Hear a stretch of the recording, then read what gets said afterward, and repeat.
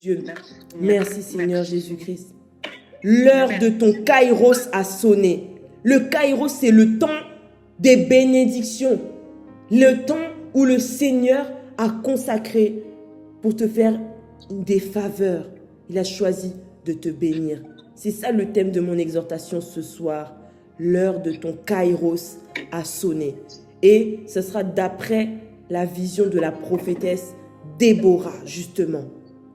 Alors, Déborah, qui était-elle? C'était non seulement une prophétesse, mais c'était une femme qui était choisie par Dieu pour un moment précis dans l'histoire d'Israël. Donc elle était comme une libératrice pour le peuple d'Israël. Donc toi aussi, tu es une libératrice pour ta famille. Tu es cette Déborah, celle qui va sortir sa famille des mauvaises choses, des limitations. Alors on va voir ensemble comment Déborah, elle a su discerner et agir dans son kairos, donc dans le temps imparti par Dieu. Et comment toi aussi, femme Déborah, tu peux entrer dans le temps de Dieu pour ta vie. Alors, pour ce faire, nous allons voir 4 clés pour vivre les promesses de Dieu. 4. Donc la première clé, on va voir comment reconnaître le kairos.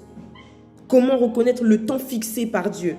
Alors, on va lire dans Juges 4, du verset 4 à 9.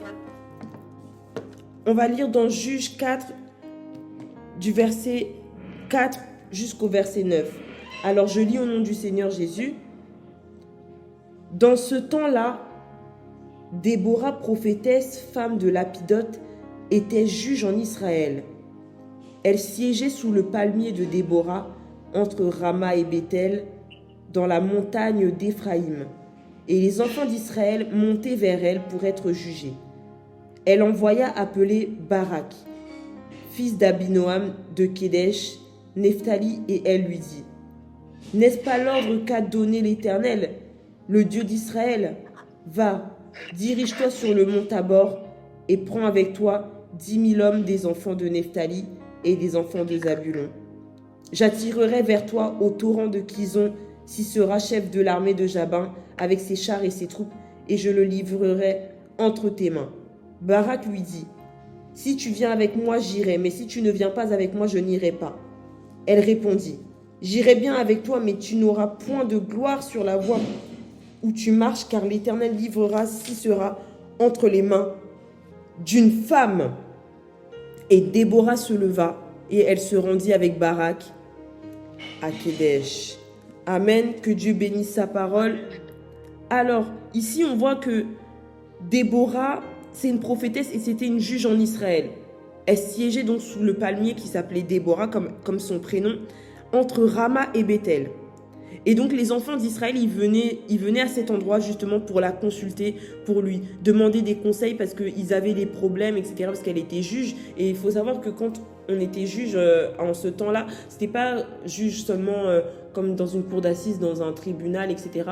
C'était comme si elle était une présidente. Et elle était la seule juge parmi tous les juges d'Israël. Elle était la seule femme plutôt parmi tous les juges. Le reste, c'était que des hommes. Donc, elle montre déjà que c'était une femme puissante qui avait beaucoup de pouvoir parce qu'elle était la seule femme.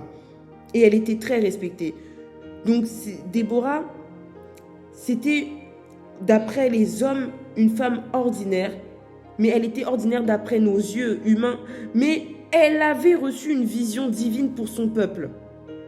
Donc, ça montre déjà qu'elle est une femme extraordinaire du fait qu'elle avait la vision divine. C'est le Saint-Esprit qui nous rend extraordinaires. Et le kairos, donc le temps de Dieu, donc le kairos de Déborah a été activé à partir du moment où Déborah, elle a compris, elle a discerné que c'était le moment pour Israël de se lever contre Jabin et son armée oppressive. Laisse-moi te dire, Déborah, ce soir, que toi aussi tu vas discerner qu'il est temps que ta famille sorte de telles situations. Et toi aussi, comme Déborah, tu vas faire sortir réellement ta famille de toutes ces situations que tu connais. Amen. Alors, Amen. Déborah, elle a entendu la voix de Dieu et elle a compris que le temps d'agir était venu. Est-ce que tu as déjà reconnu ton propre kairos? Est-ce que Dieu t'a-t-il déjà parlé à travers une parole, à travers un songe, à travers une prophétie ou des circonstances? Ne laisse pas passer ce moment divin.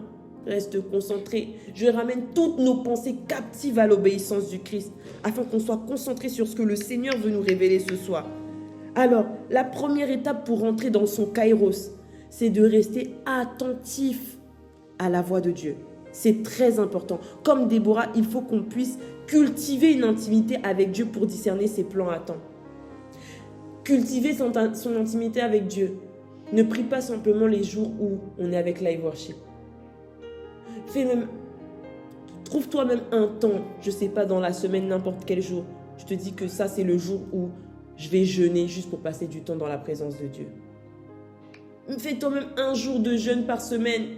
Ou si pour toi c'est trop difficile, une par semaine, commence même petit, fais même un jour par mois. Juste pour cultiver cette intimité et pour entendre ce que Dieu a à te dire. On a dit qu'on était dans le mois de la gloire. Mais tu ne peux pas vivre la gloire si tu n'es pas attentif à ce que Dieu te dit. Alors, pour pouvoir être attentif à ce que Dieu nous dit, il est temps qu'on puisse se connecter afin de comprendre notre kairos. Deuxième clé, agir dans le kairos. Donc, avoir une obéissance radicale. Donc, Déborah, elle n'a pas juste reconnu le temps de Dieu. Sinon, c'est trop simple. Tout le monde peut reconnaître le temps de Dieu. Même les gens de ce monde. Ils reconnaissent le temps de Dieu. Ils reconnaissent parce que ce sont des êtres spirituels. Il y a des êtres spirituels qui reconnaissent les temps.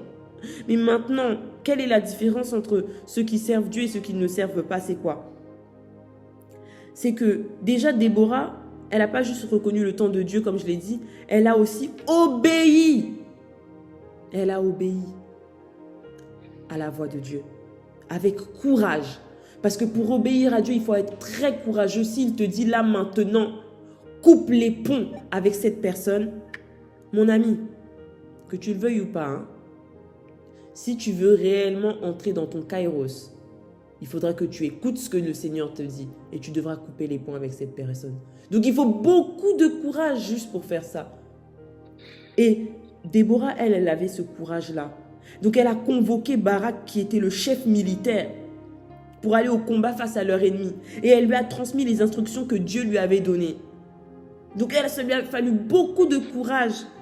Et ça, cette histoire, on peut le trouver toujours dans Juge 4, de versets 6 à 7. Donc, malgré les hésitations de Barak, parce que vous savez, même si Dieu vous dit de faire une chose, donc vous allez avoir du courage, vous allez y aller et tout, Dieu m'a dit que tu vas voir une personne, Dieu m'a dit que tu devais faire ça, ça, ça. La personne, elle peut aussi hésiter en se posant des questions, mais qu'est-ce qu'elle me raconte celle-là? Est-ce que c'est réellement Dieu qui lui a parlé? Donc la personne, elle peut aussi hésiter, mais que les hésitations que la personne a ne puissent pas te perturber. Que cela ne puisse pas te perturber, parce que c'est pas toi, c'est Dieu qui convainc les cœurs. Et donc, malgré les hésitations de Barak, donc Déborah, elle est restée ferme sur ce que le Seigneur lui disait. Et elle a accompagné l'armée sur le champ de bataille. Elle savait que la victoire venait de l'Éternel et que sa mission, c'était juste d'obéir. Le Seigneur, il ne te demande pas plus. Il te demande pas plus. Il te dit juste, obéis et moi, je m'occupe du reste. C'est aussi simple que ça. Obéis, moi, je m'occupe du reste. Donc, de même, lorsque ton kairos, donc le temps de Dieu, je répète, ton kairos sonne, Dieu attend de toi une obéissance totale. Comme je l'ai dit, le thème de ce soir, c'est l'heure de ton kairos a sonné. Donc, l'heure de tes bénédictions a sonné. Mais tu ne pourras pas recevoir cette bénédiction si tu n'es pas obéissant à la voix de Dieu. Dieu veut bien te bénir, mais est-ce que toi, tu es capable maintenant de lui obéir? Est-ce que tu es capable de dire, oui, moi je veux suivre Jésus? Est-ce que tu es capable? Donc, comme je l'ai dit, cette obéissance totale, ça peut signifier de quitter certaines personnes, par exemple, ou changer ta manière de parler, par exemple, ou changer ta manière de t'habiller, par exemple, etc., etc. Il faut juste que tu sois sincère avec Dieu et il va te révéler ce que tu dois faire. Alors, il faut savoir que c'est pas simple. Le Seigneur sait que le suivre, ce n'est pas simple. Mais lorsque Dieu t'appelle à le suivre, il t'équipe. Donc, il t'aide. il transforme tes faiblesses en force. Comme vous voyez l'exemple de David face à Goliath.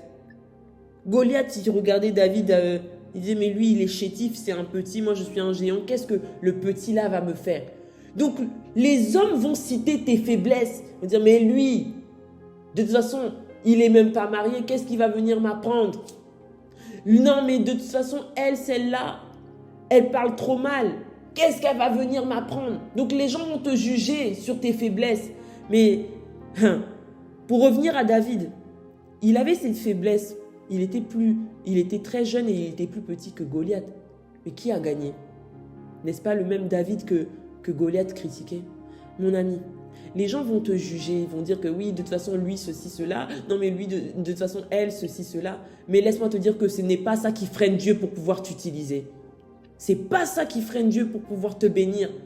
Laisse-moi te dire que lorsque le Seigneur t'appelle, il t'équipe, donc il t'aide et il te fait gagner ta couronne.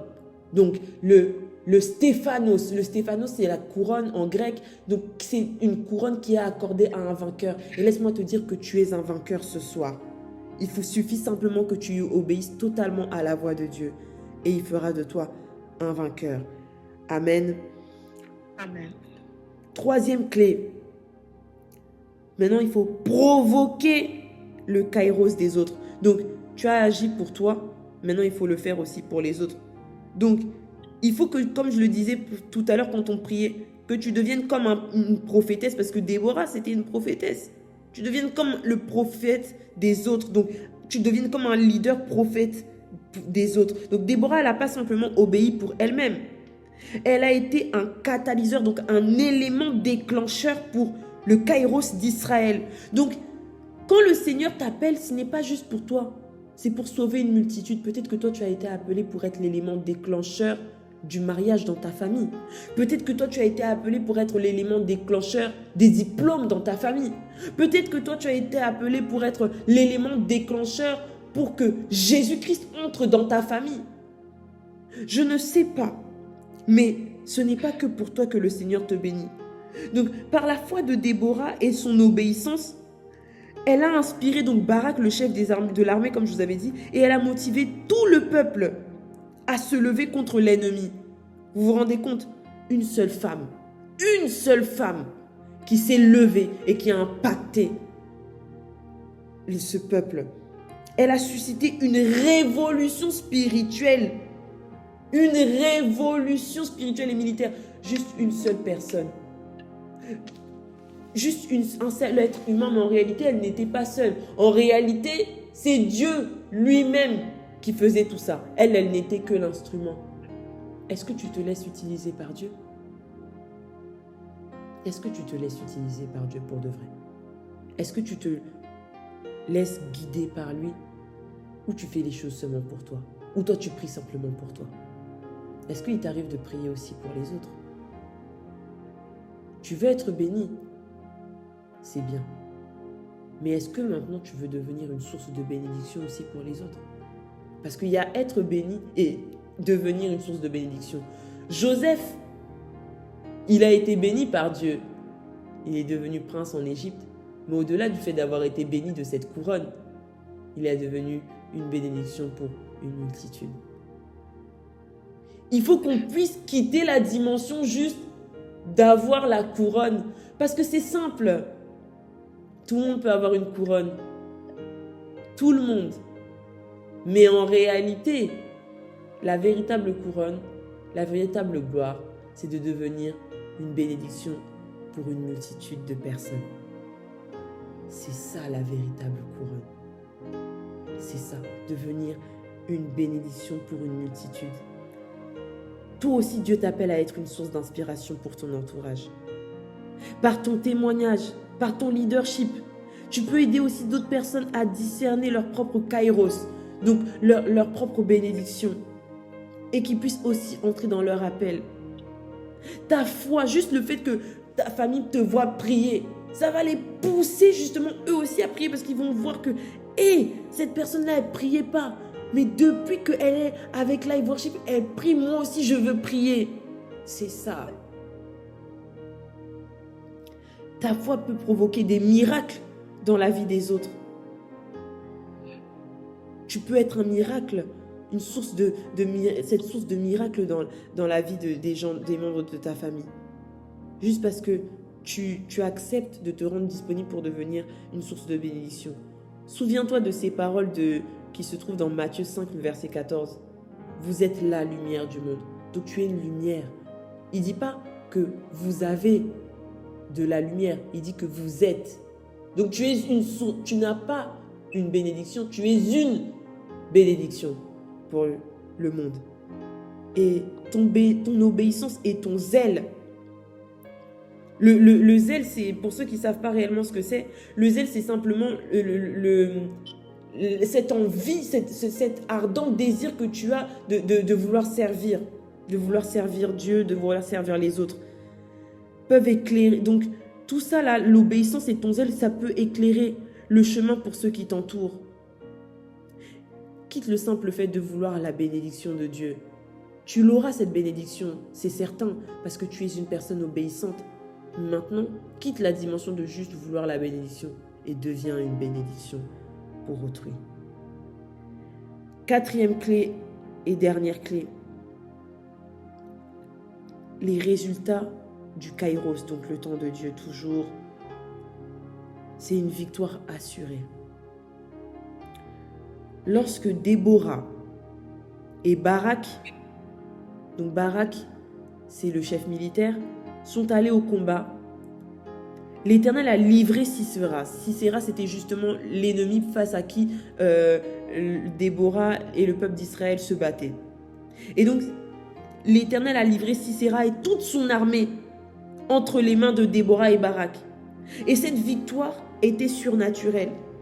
Donc, quand on voit comme ça, que c'est Déborah qui a envoyé l'armée pour aller combattre Sisera, etc., on se dit, mais ils peuvent peut-être perdre. Il peut y avoir peut-être perte humaine. Mais en fait, Déborah n'était pas seule. Ce n'était pas juste l'armée physique qui allait. Il y avait l'armée céleste qui allait devant, qui précédait. Nous sommes plus nombreux. On a une armée céleste. Vous voyez, quand on chante « Puissant guerrier, fort dans les combats », ne chantons pas simplement des chants comme ça en pensant que oui, on chante des chants. Non! C'est la réalité. Lorsque tu vas en combat, en réalité, tu n'es pas seul. Il y a toute une armée céleste qui est forte dans les combats, qui combat réellement pour toi. Et c'est ce qui s'est passé à cette époque avec les Déborah, et c'est ce qui a fait qu'ils ont gagné cette guerre. Et Dieu, il a envoyé ensuite une pluie qui a paralysé les chars de Sisera. C'est ce qui a fait qu'ils ont perdu en fait.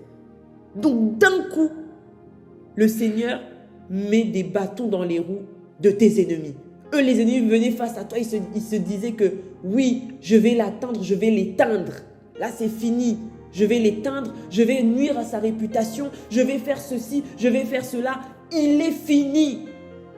Alors que le Seigneur a prévu autre chose. Il a prévu d'envoyer une pluie pour éteindre ses ennemis qui voulaient eux t'éteindre. Et donc, c'est ça qui a donné l'avantage à Israël. Et de même, lorsque tu entres dans ton kairos, donc dans le temps de Dieu, Dieu assurera ta victoire. Tu n'as pas besoin de tout comprendre ou de tout maîtriser, parce qu'on se pose trop de questions. Mais Seigneur, comment cela se fera-t-il? Le Seigneur te dit, va. Mais non, mais Seigneur, mais il me manque ceci, il me manque cela. Le Seigneur te dit, va.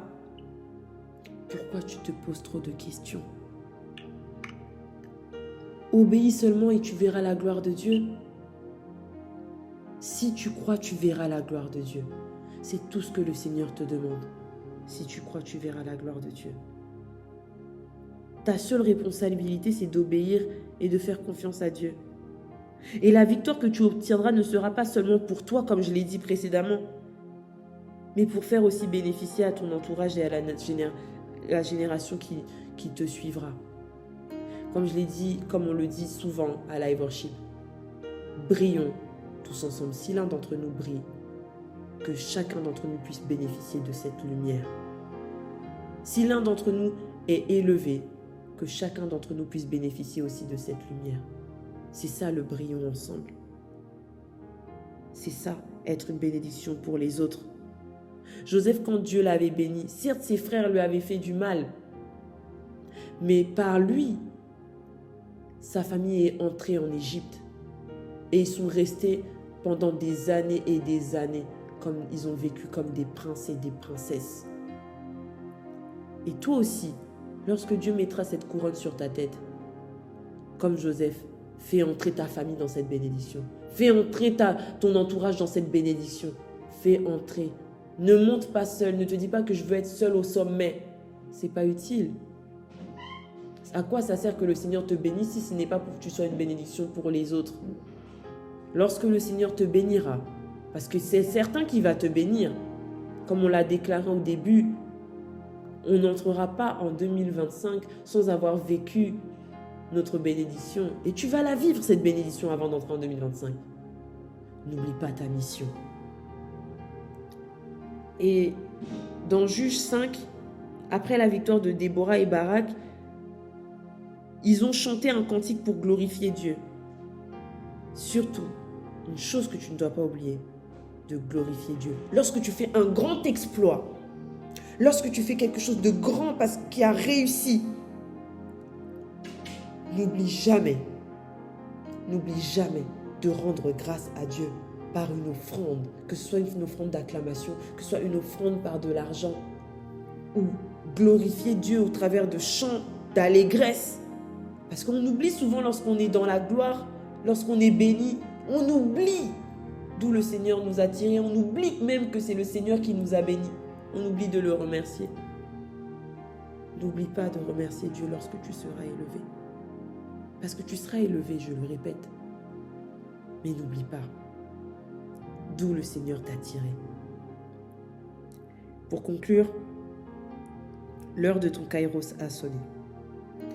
Comme Déborah, Dieu te place dans une saison où il veut accomplir de grandes choses à travers toi. Mais pour cela, 1, tu dois reconnaître le kairos. Donc, on doit discerner les temps et les plans de Dieu. Et pour cela, comme je l'ai dit précédemment, on doit être attentif à la voix de Dieu. 2, agis dans le kairos. Oui, maintenant tu as discerné, d'accord. Mais il faut agir aussi. Donc, obéis avec foi et courage. 3, provoque le kairos des autres.